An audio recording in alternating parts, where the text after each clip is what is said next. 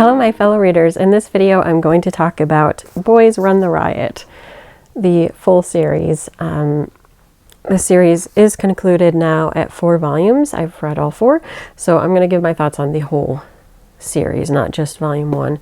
Boys Run the Riot tells the story of Rio, who is a transgender boy in high school and is very much, especially in the first volume, but we see it throughout the whole thing because it's really kind of a coming out story, but also just all the societal and personal pressure and everything that's happening to Rio. So anyway, Rio's in high school and hates the fact that because of how society is, Rio has to dress in the girl's uniform and present himself as a girl, and he knows inside he's not a girl, he's a boy, and he really struggles with that. So a lot of the times, with how much he hates the uniform, he'll put on the gym uniform, you know, you've probably seen those jerseys with the pants and the zip up. If you watch anime or read manga, you've probably seen them. So a lot of times he'll wear that instead of the skirt and blazer, as is a custom for most of the girl uniforms. And when he's done with school, he will immediately change into clothes that he feels more comfortable with, which are boy clothes, the masculine appearance. He used to steal, I think, his brother's wardrobe and then starts like shopping on his own. So his mother will buy girls' clothes and leave them for Rio to wear, but 1, they're too feminine, and 2, like, it's the constrictive tightness of the girls' clothes. Really, I will say, like, we girls, we have crappy clothes a lot of times, which is probably why right now the fashion is for like oversized. I'm wearing an oversized shirt myself, but is to wear like the oversized clothing, because a lot of the times it's like skimpy and skin tight stuff if you're a girl. Why is our fashion so desperate? Anyway, so usually when Rio gets home, Rio changes into boy clothes that Rio prefers to wear, feels comfortable and in his own skin in, and then likes to a lot of times go shopping and go out in the town as his male self. He feels like at those times he's his actual self. He doesn't have to worry about what classmates are thinking or what his parents will think or his sibling will think. It's this is me, and I'm hanging out, and I can be myself. So at one of Rio's adventures out to town, he's in this store shopping for clothes, reaches for a shirt at the same time as dun dun dun new fellow classmate Jin is there, and Jin is like a very masculine, manly, man-looking thing. So think like really tall, tough looking, and I think was supposed to be in his 3rd year, but is 2nd year for reasons. And so Rio is very scared that now Jin knows and they're going to judge him. But as it turns out, Jin isn't looking at Rio in that sense. Jin is excited that Rio liked the same clothes. So Jin approaches Rio and says, "Would you like to start a brand with me?" Essentially designing t-shirts. And the two form this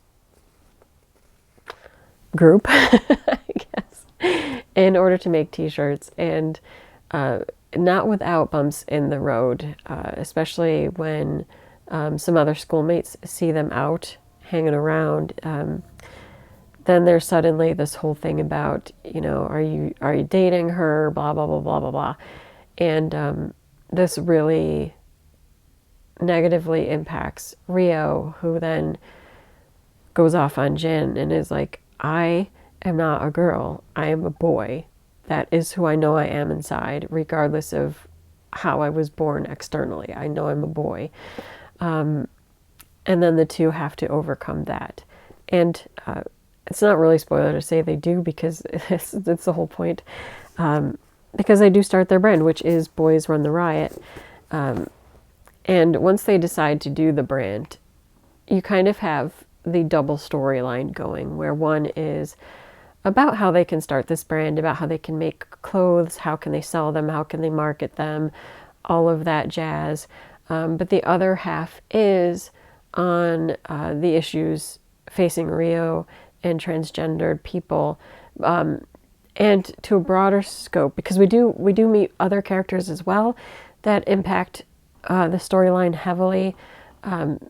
So a good part of the other storyline is LGBTQ plus rights, and how people are perceived. So it deals a lot with perceptions, misconceptions, feeling pigeonholed or stuck into one system of belief, especially if you've presented yourself in X way.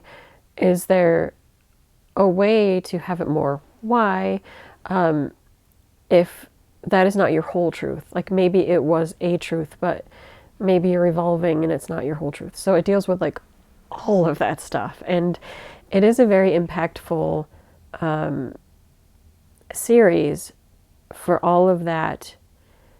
And also a lot of it is heavily influenced by the author's own experiences as a transgendered man, and having to have dealt with all of these issues as a young person, and now how things are going in the present world. So it's pretty amazing. And I think in volume 1 too, one of the main workers, translators here, talks about their own transgender experience too, and why this book is important, or this series is important, to be published and shared worldwide. And I think that's remarkable, and does show the importance of it. I know for me, I will be donating this series, and not because I didn't enjoy it enough, but because I do think it's important to get out there and into the hands of other people who can read it and might need it more than I do. And I think there is value to that. I mean, one, I think it's great.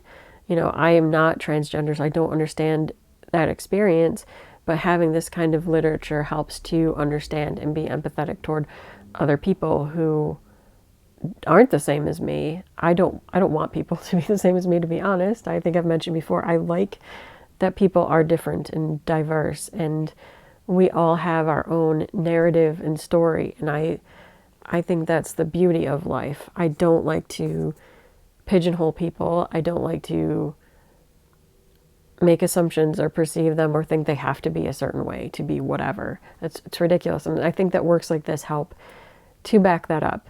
And we should try to be good to people, even so that we don't inadvertently harm people through our words and actions. So yes, I will be donating this so that more people can read this, and hopefully either one, if they need it for themselves, to see accurate representation, I think that's important, but two, maybe other people to read it in order to gain that empathy and that insight into people who are different. Yeah, I think that's very important. I think it's interesting, the cover for volume 1, it does have like Rio split. So like this half is wearing the female uniform, this half is wearing the boy clothes that he chooses to wear to represent himself. Yeah, and it's kind of fun too, that whole design aspect that comes in here too, because they are designing their own clothes. So there is bits of fun. The only maybe negative critique, and I don't know so much if this is a negative critique, but the ending felt very rushed. So I don't know if the author was placed in a more of a budget of like, you can only have the series be this long. But I felt like it could have gone on longer, and then it just had to wrap everything up kind of abruptly. I don't know. That was my perception. I don't know. Some people could probably be fine with it. It's not like it ended poorly. I just felt like there could have been more to the story. And Listen, I'm an advocate for shorter series. I actually hate it when series drag on for too long and there's no explanation for why. This can happen a lot. Definitely happens a lot with shonen, but definitely happens in like shoujo stories too, where it's like they just keep introducing like other characters to have conflict in there, to try to form like a love triangle and conflict, and it never works because it's not real. Like there's no real threat to the couple. So I don't like it when series drag on for too long. It's the same as like, you know, how many times do characters need to power up and keep battling to show how strong they are? I think there's a good ending point. Like, I look at a series like Demon Slayer and even Pandora Hearts and I'm like, yeah, that's a good base. But then sometimes I do read shorter series and I think there was potential to be a little bit longer. Not extremely longer, but I think it could have had 1 to 3 more volumes. But, you know, if it was the author's choice, it's their choice. I just hope it wasn't publishing pressure or like it wasn't selling as well. I hope it was the author's choice. But I don't know. And again, people might read it and be like, no, it was fine. But, you know, to me, I was like, wow, it's over? I don't have anything else to say. It was good. I hope you can find it, either purchase it yourself or if you can borrow it from your local library. I hope that you'll give it a shot. And yeah, that's it for this video. Until next time. Bye.